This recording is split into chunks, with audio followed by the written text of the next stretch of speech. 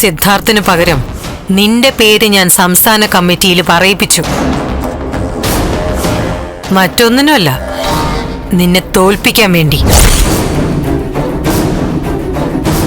നീ പക്ഷെ മാറിക്കളഞ്ഞു. ഇപ്പോഴിതാ എന്റെ സ്ഥാനാർത്ഥിയായി ദേവികയെ ഇറക്കിയിരിക്കുക.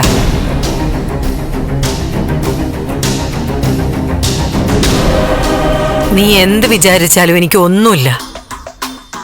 പാർട്ടിയായിട്ട് ബന്ധപ്പെട്ട് നീ ഒന്ന് അന്വേഷിക്കേ, അപ്പൊ അറിയാം കാര്യങ്ങള്. അരുന്ധതി? അതെ, അരുന്ധതി തന്നെ. ഒരുങ്ങി ഇറങ്ങുവെന്ന് പറയുമല്ലോ, ഞാൻ ഒരുങ്ങി ഇറങ്ങിയേക്കുവാ. ഈ തെരഞ്ഞെടുപ്പിൽ ദേവിക വിജയിക്കും, MLA ആവും. ഒതുക്കി തീർത്ത പല കേസുകളും പുറത്ത് വരികയും ചെയ്യും. പിന്നെ നിന്റെ കുടുംബത്തിന് ആഘോഷിക്കാം വീട്ടിലൊരു MLA ഉണ്ടെന്ന്.